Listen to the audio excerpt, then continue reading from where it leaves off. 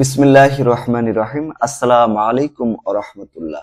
প্রিয় শিক্ষার্থীরা, আজকের ক্লাস আমরা রসায়ন বিজ্ঞান এর তৃতীয় অধ্যায় পদার্থের গঠন, স্ট্রাকচার অফ ম্যাটার এর আরো একটি ক্লাস নিয়ে আলোচনা করব। গত ক্লাসে আমরা আলোচনা করছিলাম বোর পরমাণু মডেলের স্বীকার্য বা মতবাদ সমূহ নিয়ে, এবং সেখানে আমরা প্রথম দুটি স্বীকার্য বা মতবাদ সম্পর্কে আলোচনা করেছিলাম। আজকের ক্লাসে আমরা তৃতীয় মতবাদ বা স্বীকার্য নিয়ে আলোচনা করব। তৃতীয় মতবাদ বা স্বীকার্যটির নাম হচ্ছে শক্তির শোষণ বা বিকিরণ অথবা বর্ণালী সম্পর্কিত প্রস্তাব বা স্বীকার্য। তো দেখো, প্রস্তাব বা মতবাদ, প্রস্তাবটা হচ্ছে নিম্ন শক্তির কোনো কক্ষপথে পরিভ্রমণকালে শক্তি শোষণ করে উচ্চ শক্তির একটি কক্ষপথে উপনীত হতে পারে। এখানে কার সম্পর্কে বলা হচ্ছে? ইলেকট্রনের সম্পর্কে বলা হচ্ছে। ইলেকট্রন নিম্ন শক্তির কোনো কক্ষপথে পরিভ্রমণকালে শক্তি শোষণ করে উচ্চ শক্তির একটি কক্ষপথে কি করতে পারে? উপনীত হতে পারে বা উঠে যেতে পারে। যেমনটা আমরা পাশে চিত্রে দেখতে পাচ্ছি। দেখো, এটা হচ্ছে মনে করো প্রথম শক্তি স্তর। এই যে প্রথম শক্তি স্তর থেকে, মানে এই যে কে সেল থেকে এল সেলে মনে করো একটা ইলেকট্রন যাবে। এখানে কে সেলে একটা ইলেকট্রন এখানে পরিভ্রমণ করতেছে, মনে করো ঘুরতেছে। তো ওই ইলেকট্রনটি এল সেলে চলে যাবে, কে সেল থেকে এল সেলে, মানে প্রথম শক্তি স্তর থেকে দ্বিতীয় শক্তি স্তরে চলে যাবে। তাহলে যেতে হলে তাকে কি করতে হবে? শক্তি শোষণ করতে হবে। শক্তি শোষণ ছাড়া সে কিন্তু উপরের শক্তি স্তরে যেতে পারবে না। দেখছো, এই যে শক্তি শোষণ করে নিয়ে যাবে, শোষণ করে নিয়ে যাওয়ার পরে প্রথম শক্তি স্তর থেকে দ্বিতীয় শক্তি স্তরে গমন করতে পারবে। তাই বলা হচ্ছে যে এটা হচ্ছে প্রথম শক্তি স্তর, এখানে হচ্ছে দ্বিতীয় শক্তি স্তর। শক্তি এটা কি করবে? শোষণ করবে। শক্তি শোষণ করে নিয়ে তারপর এটা উপরের শক্তি স্তরে চলে যাবে। শক্তি শোষণ করে নিয়ে যাচ্ছে, শক্তি শোষণ করে উপরের শক্তি স্তরে চলে যাচ্ছে। দেখছো, শক্তি শোষণ করেই উপরের শক্তি স্তরে চলে যেতে পারে। আর ঠিক তার বিপরীত কথা হচ্ছে, যখন উচ্চ শক্তির কোনো কক্ষপথ থেকে ইলেকট্রন নিম্ন শক্তির কোনো একটি কক্ষপথে স্থানান্তরের সময় শক্তি বিকিরণ করে, মানে উপরের শক্তি স্তর থেকে যদি নিচের কোনো শক্তি স্তরে ইলেকট্রন আসতে চায় তাহলে তাকে শক্তি বিকিরণ করে দিতে হবে। ঠিক ততটাই বিকিরণ করবে যতটা সে ওখানে কি করেছিল বলতো, শোষণ করে উপরে শক্তি স্তরে চলে গিয়েছিল, ওরকম। এইটা হচ্ছে দ্বিতীয় শক্তি স্তর। এখান থেকে ইলেকট্রনটা আসবে হচ্ছে প্রথম শক্তি স্তরে। তখন এটাকে কি করতে হবে? কিছু পরিমাণ ওই যে শক্তিটা বিকিরণ করে দিতে হবে। এই যে বিকিরণ করে দিচ্ছে, যে শক্তি নির্গত হচ্ছে। ঠিক আছে, এরকম। এরপর দেখো 3 নম্বর যে কথাটি, সেটা হচ্ছে শোষিত বা বিকিরিত শক্তি। এই যে একটা ইলেকট্রন নিম্ন শক্তি স্তর থেকে উচ্চ শক্তি স্তর যখন যাবে তখন সে কি করবে? শক্তি শোষণ করবে, তাই না? শক্তি শোষণ করলো। আবার উচ্চ শক্তি স্তর থেকে যখন নিম্ন শক্তি স্তরে চলে আসবে তখন শক্তি বিকিরণ করবে। এই দেখো, নিম্ন শক্তি স্তর থেকে উচ্চ শক্তি স্তর যাচ্ছে, শক্তি শোষিত হচ্ছে। আবার উপরটা থেকে নিচেরটা থেকে আসলে, নিচেরটাতে আসলে বিকিরণ করবে। এই যে ইলেকট্রন শক্তি কি করলো? শোষণ করলো বা বিকিরণ করলো। এই বিকিরিত বা শোষিত শক্তির পরিমাণ কত হবে? ডেল্টা ই সমান হবে E2 মাইনাস E1। E1টা হচ্ছে, E1টা কি? নিম্ন স্তর কক্ষপথের শক্তি, এবং E2 হচ্ছে উচ্চতর কক্ষপথের শক্তি। মানে নিম্নতর কক্ষপথের শক্তি হচ্ছে E1 এবং উচ্চতর কক্ষপথের শক্তি হচ্ছে E2। এখন আমরা যে কোনো কক্ষপথের শক্তি এই সূত্র দিয়ে বের করতে পারি। সেটা হচ্ছে E সমান 2.176 10 টু দি পাওয়ার মাইনাস 18 ভাগ হচ্ছে n স্কয়ার। এনটা কি? এন হচ্ছে কক্ষপথের নাম্বার। যেমন দেখো, এন হচ্ছে 1 2 3 4 এরকম, মানে প্রথম শক্তি স্তর, দ্বিতীয় শক্তি স্তর, তৃতীয় শক্তি স্তর, চতুর্থ শক্তি স্তর, পঞ্চম শক্তি স্তর, এরকম হচ্ছে এন এর মান। তো এখানে আমরা এন এর মান যা বসাবো, যদি 1 বসাই তাহলে আমরা প্রথম শক্তি স্তরে শক্তি পাবো, যদি 2 বসাই তাহলে দ্বিতীয় শক্তি স্তরে শক্তি পাবো, যদি 3 বসাই এন এর মান তাহলে তৃতীয় শক্তি স্তরে শক্তি পাবো। এভাবে আমরা যে কোনো কক্ষপথে শক্তি বের করতে পারি এই সূত্র দিয়ে। ই সমান minus 2.176 10 to the power minus 18 ভাগ হচ্ছে n স্কয়ার। এখন আমরা এখান থেকে গাণিতিক কতগুলো সমস্যা সমাধান করব। তার জন্য কতগুলো বিষয় আমাদের জেনে নিতে হবে। যেমন শোষিত বা বিকিরিত শক্তির পরিমাণ নির্ণয়ের সূত্রটা হচ্ছে এটা, ই সমান hv সমান হচ্ছে hc বাই ল্যামডা। দেখো, এই যে শক্তিটা আমরা দেখলাম, এই যে এখানে ওই শক্তি, ওইটা এই যে এখানে যে সূত্রটা দেখলাম, ওই সূত্রটারই আরো দুইটা ফর্ম আর কি, এটা দিয়েও বের করতে পারি। সেটা হচ্ছে ই সমান hv, বা হচ্ছে এই ভি সমান, এই ভিটা তো কম্পাঙ্ক, এটা সমান hc বাই ল্যামডা। এই কম্পাঙ্কটা হচ্ছে c বাই ল্যামডা। এজন্য দুইটা সূত্র কখনো কখনো আমরা এইচ ভি এই সূত্রটা ব্যবহার করতে পারি, আবার কখনো আমরা এইচ সি বাই ল্যামডা এই সূত্রটাও ব্যবহার করবো। ল্যামডা বের করতে যদি বলে তাহলে এই সূত্র ব্যবহার করতে হবে, আবার যদি কম্পাঙ্ক দিয়ে দেয় তাহলে এই সূত্র ব্যবহার করতে হবে। আর যদি এন এর মান যদি দিয়ে দেয়, মানে প্রথম কক্ষপথ কোনো কিছু না দিয়ে যদি বলে যে প্রথম কক্ষপথ দ্বিতীয় কক্ষপথ বা যে কোনো শক্তি স্তরের শক্তি বের করো, তাহলে আমরা ওই যে একটু আগে যেটা শিখলাম ই সমান মাইনাস যেটা এই যে সূত্রটা, এইটা আমরা ইউজ করব। তাহলে দেখি আরো কি কি বিষয় আমরা একটু জানতে হবে। এখানে এই প্রতীকগুলো কি কি, প্রতীকগুলোর ভিতরে রয়েছে যেমন দেখো এখানে এইচ আছে তাই না, সূত্রের ভিতরে এইচটা হচ্ছে প্লাঙ্কের ধ্রুবক। প্লাঙ্কের ধ্রুবকটা আমাদের মনে রাখতে হবে, এই মানটা আমাদের মুখস্থ রাখতে হবে 6.626 10⁻34 জুল সেকেন্ড। সি হচ্ছে আলোর বেগ, আলো বেগের মান হচ্ছে এত, 3 × 10⁸ মিটার পার সেকেন্ড। এটা হচ্ছে আলোর বেগ, আলোর বেগের মান শূন্য স্থানে আলোর বেগের মান হচ্ছে 3 × 10⁸ মিটার পার সেকেন্ড। আর এই যে যেটা এটা হচ্ছে ল্যামডা, তরঙ্গ দৈর্ঘ্য। ঠিক আছে, তরঙ্গ দৈর্ঘ্যটা কি ল্যামডা, এই যে ল্যামডা, এইটার নাম কি ল্যামডা, উচ্চারণ হচ্ছে ল্যামডা হবে। তো ল্যামডা হচ্ছে শোষিত বা বিকিরিত শক্তির তরঙ্গ দৈর্ঘ্য। তরঙ্গ দৈর্ঘ্য এটা মানে যখন শক্তি বিকিরিত হয় বা শোষিত হয় তখন সেটা তরঙ্গ আকারে যায়, বুঝছো, তরঙ্গ আকারে যায় এরকম, এই যে এইভাবে সামনের দিকে যদি যায় এই যে এইভাবে তরঙ্গ আকারে যায়। এই যে তরঙ্গ আকারে যদি যায় তাহলে এখান থেকে শুরু করে এই যে এই পর্যন্ত একটা তরঙ্গ দৈর্ঘ্য, আবার এখান থেকে শুরু করে এই পর্যন্ত একটা তরঙ্গ দৈর্ঘ্য। তো এই তরঙ্গ দৈর্ঘ্যকে প্রকাশ করা হয় ল্যামডা দ্বারা। তো আমরা বুঝবো কি করে উদ্দীপকে যদি ল্যামডার মান দেওয়া থাকে নাকি ল্যামডার মান চেয়েছে, এটা বুঝবো কি করে, একক দেখে বুঝবো। যদি এই ধরনের অঙ্কে কিলোমিটার, মিটার, সেন্টিমিটার, মিলিমিটার বা ন্যানোমিটার বা অ্যাংস্ট্রম এরকম যদি কোনো একক থাকে তাহলে বুঝবো সেটা হচ্ছে ল্যামডার মান। অ্যাংস্ট্রমও থাকতে পারে যে এ দিয়ে উপরে এরকম একটা দান, তো সেটা বুঝবো সেটা হচ্ছে কি ল্যামডার মান বা তরঙ্গ দৈর্ঘ্য। আবার এই ভিটা হচ্ছে কি শোষিত বা বিকিরিত শক্তির পরিমাণ বা কম্পাঙ্ক আর কি, মানে শোষিত বা বিকিরিত শক্তির কম্পাঙ্ক জিনিসটা কি, কম্পাঙ্ক হচ্ছে 1 সেকেন্ডে যতগুলো কম্পন তৈরি হয় তাকে কম্পাঙ্ক বলা হয়। এটার একক হচ্ছে হার্টজ, এই যে এইচজেড, এটা হার্টজ মনে রাখতে হবে, অথবা পার সেকেন্ড অথবা কিলো হার্টজও থাকতে পারে, এইখান থেকে যে কোনো একটা থাকবে। বেশিরভাগ আছে এই যে এটা থাকবে হার্টজ থাকবে, অথবা কিলো হার্টজও থাকতে পারে, বা তুমি যে কোনো একটা ইউজ করতে পারো। এখন আমরা কতগুলো সম্পর্ক এখানে উল্লেখ করেছি, যেমন এগুলো পরীক্ষার ক্ষেত্রে লাগবে। যেমন 1 কিলোমিটার মানে কত, 1000 মিটার। 1 কিলোমিটার কোন এককটা যদি কিলোমিটারে থাকে তাহলে সেটারে মিটারে প্রকাশ করার জন্য 1000 দিয়ে গুণ করতে হবে। আবার যদি সেন্টিমিটার থাকে তাহলে সেন্টিমিটার 10⁻²⁰ মিটার, মানে যদি সেন্টিমিটারে থাকে মনে করো 20 সেন্টিমিটার আছে, এটাকে মিটারে কনভার্ট করতে হবে কিভাবে, 20 গুণ 10⁻² দিয়ে গুণ করে।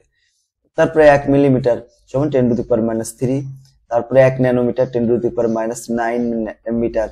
আবার যদি এরকম থাকে 1 অ্যাংস্ট্রম মানে হচ্ছে 10⁻10 মিটার। এই যে সবগুলো একক কিন্তু আমরা এখান থেকে দেখে নিলাম। এখন গাণিতিক সমস্যা সমাধান করব, ঠিক আছে, গাণিতিক সমস্যা ও সমাধান এগুলো এখন আমরা করলে ইনশাআল্লাহ খুব ভালো বুঝতে পারবো। যেমন প্রথম প্রশ্ন নম্বর 1, ইলেকট্রন দ্বিতীয় শক্তি স্তর থেকে তৃতীয় শক্তি স্তরে যাওয়ার সময় 450 ন্যানোমিটার তরঙ্গদৈর্ঘ্য বিশিষ্ট বিকিরণ সৃষ্টি হলে কি পরিমাণ শক্তি শোষিত হবে বা বিকিরিত হবে। এখন দেখো এখানে আমরা তো সূত্র জানি কতগুলো, ই সমান কত, একটা সূত্র এইচ ভি, আবার ই সমান আর একটা সূত্র জানলাম এইচ সি বাই ল্যামডা।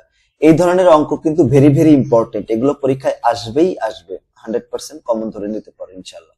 এখন দেখো এই যে ল্যামডা, এই ল্যামডাটা দেখতে পাচ্ছ তাই না, এই ল্যামডাটা দেওয়া আছে এখানে কত, ন্যানোমিটার। আমি বলছিলাম যে একক দেখে বুঝতে হবে, এখানে যেহেতু ন্যানোমিটার আছে এটা কি হবে, অবশ্যই ল্যামডার মান হবে, তাই না। আমি বলছি না যে metre, nanometre, kilometre, centimetre, millimetre ধরনের যদি একক থাকে তাহলে বুঝতে হবে ওইটা হচ্ছে এই ল্যামডার মান বা হচ্ছে তরঙ্গ দৈর্ঘ্যের মান। তাহলে এইখানে এন এর মান, এখানে ন্যানোমিটার আছে আর কি ল্যামডার মান, তাহলে এটা বুঝবো এটা হচ্ছে তরঙ্গ দৈর্ঘ্যের মান। আর এই মানগুলো তো দেওয়া থাকবে না, যেমন প্লাঙ্কের ধ্রুবকের মানও দেওয়া থাকবে না, আলোর যে বেগ এটাও দেওয়া থাকবে না, এই দুটা কিন্তু মুখস্থ আমাদের লিখে ফেলতে হবে, বুঝছো।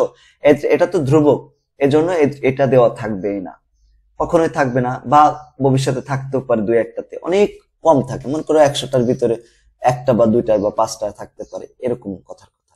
এটা না থাকবে না দেওয়া আর কি, এটা তোমরা কি করবা, মুখস্থ করবা। ওকে, এরপরে তরঙ্গ দৈর্ঘ্য হচ্ছে ল্যামডা। ল্যামডার মান কত, ল্যামডার মান এখানে দেওয়া আছে 450, এই দেখো 450। 450 এটা আবার ন্যানোমিটারে দেওয়া আছে। একটু আগেই তো আমরা দেখলাম যে 1 ন্যানোমিটার মানে হচ্ছে 10⁻⁻9 মিটার। এজন্য দেখো ওইটার সাথে মানে 450 এর সাথে 10⁻⁹ গুণ করে দিলাম, তাহলে এটা মিটারে চলে গেল।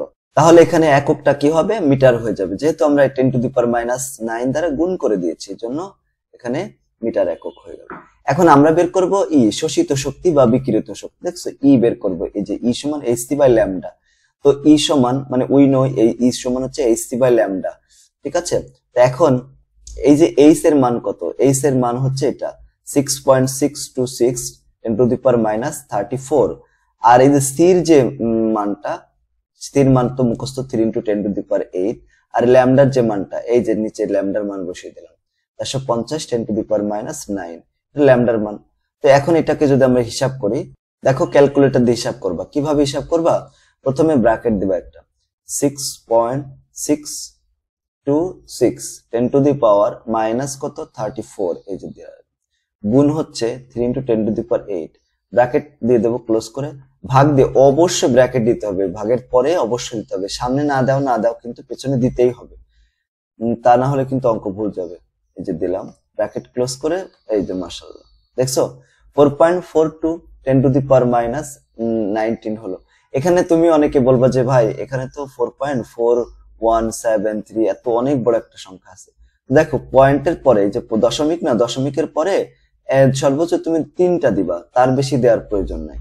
এখানে আমি 2 দিলাম কেন, তুমি বলবো যে 4.41 আছে, তারপরে দেখো 7 আছে। যদি এই যে কোনো সংখ্যা মনে করো 7, 8 বা এরকম 5-এর চেয়ে বেশি থাকে, তখন তার আগের সংখ্যাকে আমরা 1 বেশি লিখতে পারি। যেমন এখানে 1 আছে আর এখানে 7 আছে না, 7 থাকলে তার আগেরটা আছে 1 লিখতে হবে, 1 আছে তো এখানে 1 এর জায়গায় 2 দিয়ে দিতে পারি। এই যে দেখো এই মানটা হয়ে গেল, মাশাআল্লাহ। এরপরে প্রশ্ন হচ্ছে 2, ইলেকট্রন দ্বিতীয় শক্তি স্তর থেকে প্রথম শক্তি স্তরে যাওয়ার সময় তরঙ্গ দৈর্ঘ্য বা কম্পাঙ্ক এবং কি পরিমাণ শক্তি বিকিরিত হবে সেগুলো নির্ণয় করতে হবে। কতগুলো প্রশ্ন এখানে দেখো, তরঙ্গ দৈর্ঘ্য চেয়েছে, কম্পাঙ্ক চেয়েছে এবং বিকিরিত শক্তি, এই 3টা জিনিস চেয়েছে। তো আমাদের প্রত্যেকটা অঙ্কে প্লাঙ্কের ধ্রুবক সরাসরি প্রথমে বসিয়ে দেবো মুখস্থ, আলোর বেগ এটাও মুখস্থ সরাসরি বসিয়ে দেবো। এখন দ্বিতীয় শক্তি স্তরে যে শক্তি, কেন দ্বিতীয় শক্তি স্তরে শক্তি বের করব, এখানে দ্বিতীয় শক্তি স্তর থেকে প্রথম শক্তি স্তরে যাওয়ার সময় শক্তি কি করবে, বিকিরিত হবে, সেটা বের করতে হবে। তাহলে দ্বিতীয় শক্তি স্তর আছে আর প্রথম শক্তি স্তর আছে, দুইটা শক্তি আমাদের বের করতে হবে। তো দ্বিতীয় শক্তি স্তরে শক্তি, তো এই দ্বিতীয় স্তরের শক্তি কত হবে এটা আমরা তো বের করতে জানি, যে সূত্রটা তো আমরা পারি, E2 সমান -2.176 10⁻⁸/n²। যেহেতু দ্বিতীয় শক্তি স্তর, n এর মান এখানে আমরা কত বসাবো, 2 বসিয়ে দেবো। এই সূত্রটা তো আমাদের মুখস্থ করা লাগবে। তারপর এখানে নিচে আমরা n² এর মান মানে n এর মান বসিয়ে দেবো। n এর মান কত, 2। n² করলে মানে 2² করলে 4 হয়, আর এখানে হিসাব করলে কত হয়, 2.176 10⁻⁻18, এই 18 দিয়ে দিলাম। এটাকে ভাগ করবো কত দ্বারা, এই 4 দ্বারা ভাগ করলে কত হয়, 5.44 10⁻⁻19 জুল, এই যে 19 জুল। তার মানে E2 সমান কত, E2 সমান হচ্ছে মাইনাস, এই মাইনাসটা কিন্তু থাকবে বুঝছো, এই মাইনাসটা এখানে থেকে গেল, মাইনাস যে মান যেটা 5.44 10⁻⁻, এখানে আবার 10 হবে, ঠিক আছে, এরকম হবে, এই যে এরকম হবে -5.44 10⁻⁻19 জুল, এরকম।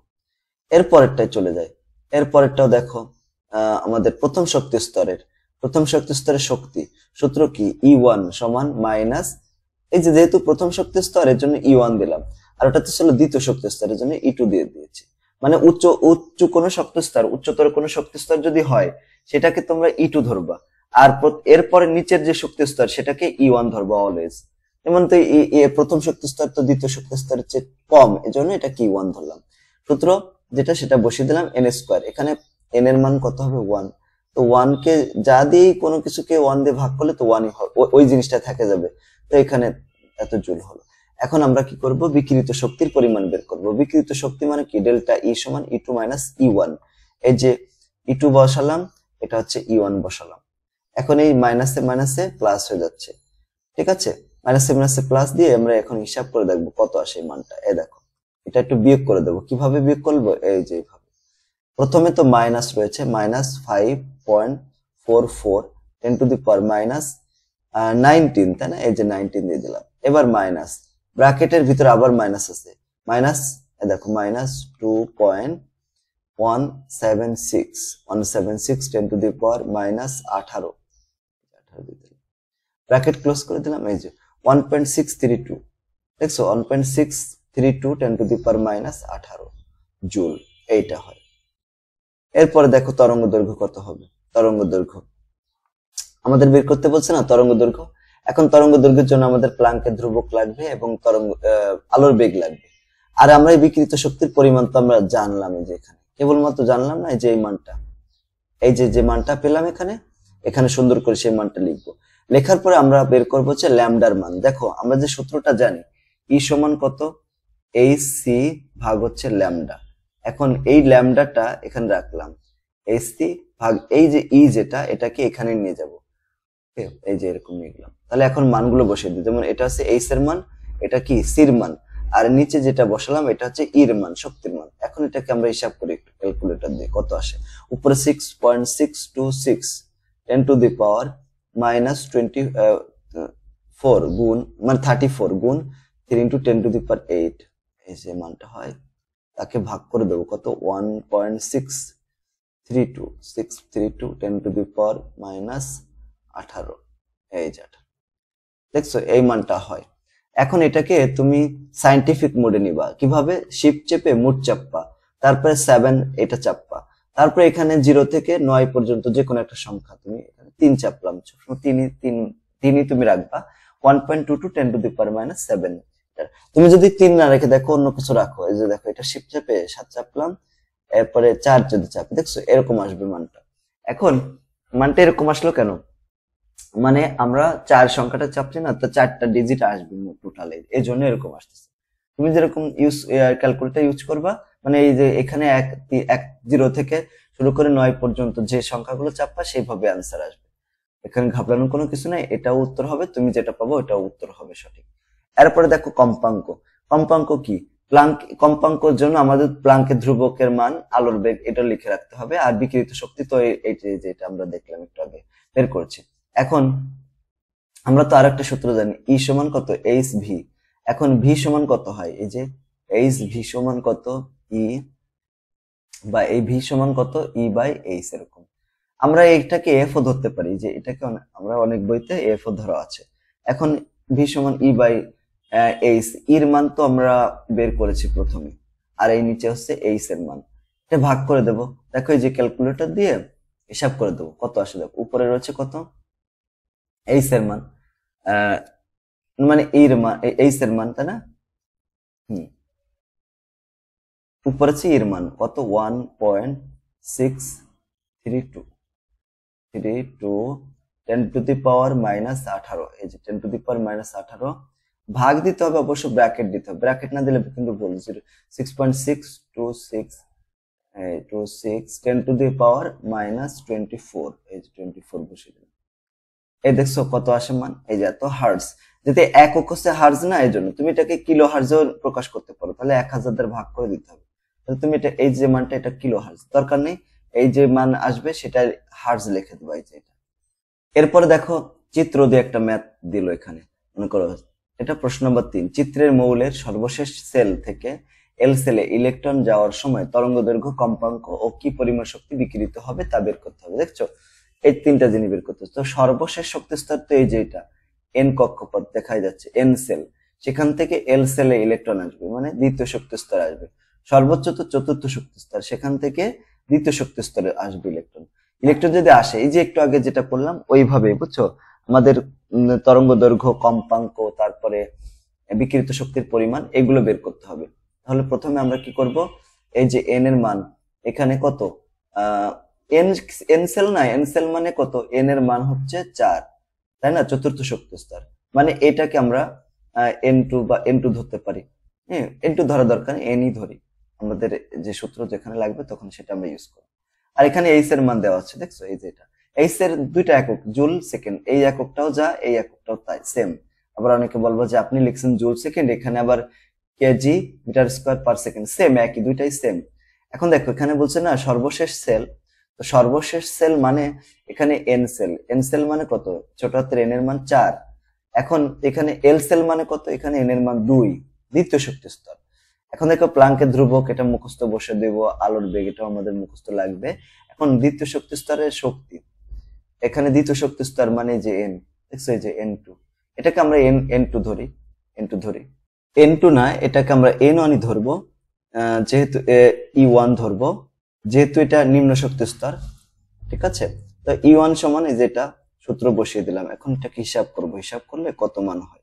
এটা আমরা N1 এর মান, এখানে এটার মান হচ্ছে কত 2, মানে দ্বিতীয় শক্তি স্তরের জন্য, তাহলে এত জুল হলো। এবার একই রকম চতুর্থ শক্তি স্তরের শক্তি, এটা যেহেতু উচ্চতর শক্তি স্তর, এর জন্য এটাকে E2 ধরলাম। সমান সূত্র বসিয়ে দিলাম, এখানে n এর মান 2 বসিয়ে দিলাম। এটা আমরা হিসাব করব, একইভাবে মানটা এত হলো। এখন বিকিরিত শক্তির পরিমাণ বের করব। শক্তির সূত্র কি, E2 মাইনাস E1। দেখো এটা হচ্ছে E2 মাইনাস হচ্ছে E1। এখন এটাকে আমরা হিসাব করবো এইভাবে ক্যালকুলেটর দিয়ে।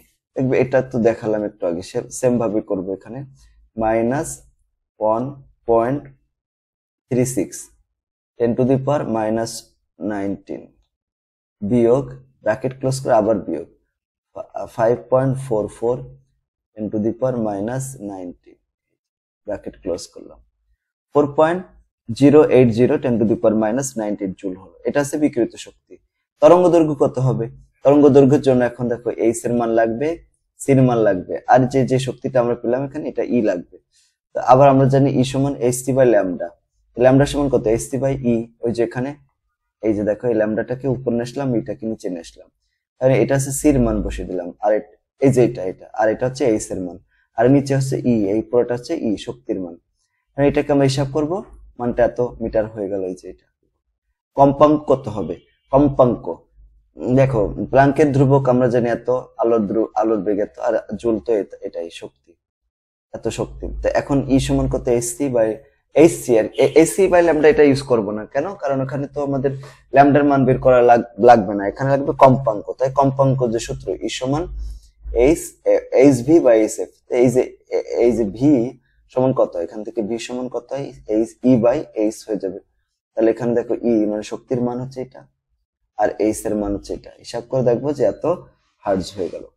একইভাবে একটু অন্য টাইপের অঙ্ক, এটা 4 নম্বর অঙ্ক। দেখো প্রশ্ন নম্বর 4, ইলেকট্রন দ্বিতীয় শক্তি স্তর থেকে তৃতীয় শক্তি স্তরে যাওয়ার সময় এত কম্পাঙ্ক বিশিষ্ট বিকিরণ সৃষ্টি হলে কি পরিমাণ শক্তি শোষিত হবে এবং তরঙ্গ দৈর্ঘ্য কত হবে? মানে এখন নিচ থেকে উপরের শক্তি স্তরে যাচ্ছে, তাহলে শক্তি কতটুকু শোষণ হবে। দেখো প্লাঙ্কের ধ্রুবক এইচ সমান আছে এত জুল সেকেন্ড, আলোর বেগ এটা তো আমরা জানি, বিকিরিত শক্তির যে কম্পাঙ্ক সেটা ভি সমান, সেটার মানও দেওয়া আছে। এখন ই সমান কত, আমরা এইচ এফ জানি। এখন ইর মান বসিয়ে দিলাম এখানে, আর এইচ এর মান, আচ্ছা ইর মান না, মানে এইচ এর মান এবং ভির মান বসিয়ে দিলাম। এটা আছে কি এইচ এর মান, আর এটা আছে ভির মান, দুটাকে গুণ করব, গুণ করলে মানটা দেখবো এত জুল হলো। তাহলে বিকৃত শোষিত শক্তির পরিমাণ পেয়ে গেলাম আর কি। আবার আমাদের এখানে তরঙ্গ দৈর্ঘ্য বের করতে হবে। আমরা জানি ই সমান এইচসি বাই ল্যামডা। এই যে ল্যামডা সমান কত হবে, এই ল্যামডাটাকে এখানে নিয়ে আসবো আর এটাকে নিচে নিয়ে আসবো। তো এখানে দেখো এইচ এর মান বসিয়ে দিলাম, আর এইটা সির মান বসিয়ে দিলাম, আর নিচে হচ্ছে ল্যামডার মান বসিয়ে ই শক্তির মান বসিয়ে দিলাম, ইর মান। এখানে দেখো তাহলে কত আসছে এখানে, মানে এটা আর পরে আরেকটা সূত্র আমরা চাইলে লিখে নিতে পারি এখানে, যে ল্যামডা সমান এইচসি বাই ই এরকম। এখন এটা হিসাব করলে আসে 4.107 10 to the power minus 7 metre. এখন প্র্যাকটিস করার জন্য, তোমাদের প্র্যাকটিস করার জন্য আমি এখানে কতগুলো ম্যাথ তোমাদের জন্য দিয়েছি, যেটা কেবলমাত্র করে দিলাম। যে প্রশ্ন 4, তারপরে প্রশ্ন 5, এই 5 নাম্বারটা তোমরা করবা। ঠিক আছে, এইভাবে করবা তোমরা আর কি। ইলেকট্রন দ্বিতীয় শক্তি স্তর থেকে প্রথম শক্তি স্তর যাওয়ার সময় এত কম্পাঙ্ক বিশিষ্ট বিকিরণ সৃষ্টি হলে কি পরিমাণ শক্তি বিকিরিত হবে। তো কি পরিমাণ হবে দেখবো যে এত জুল হয় কিনা, মিলাই দেখবো। তো আলহামদুলিল্লাহ আমরা এখানে তৃতীয় যে স্বীকার্যটি ছিল সেটা আলোচনা করলাম। এখন বোরের পরমাণু মডেলের সাফল্য বা গুরুত্ব, এটা নিয়ে আমরা আগামী ক্লাসে আলোচনা করবো ইনশাআল্লাহ। তো আজকের ক্লাসটা তোমার কাছে কেমন লাগলো সেটা কমেন্ট করে জানিয়ে দিও। আর যদি কেউ আমাদের পেইড কোর্সগুলোতে ভর্তি হতে চাও, যেমন দেখো যারা বিজ্ঞান বিভাগে রয়েছে, মাসিক মাত্র 550 টাকায় তোমরা 5টা সাবজেক্ট পড়তে পারবা। সেটা হচ্ছে পদার্থবিজ্ঞান, রসায়ন বিজ্ঞান, সাধারণ গণিত, জীববিজ্ঞান, উচ্চতর গণিত। এই 5টা সাবজেক্ট যদি পড়তে চাও মাত্র 550 টাকায়, তাও আবার সপ্তাহে 7 দিন, প্রতিদিন 2টা করে ক্লাস হবে।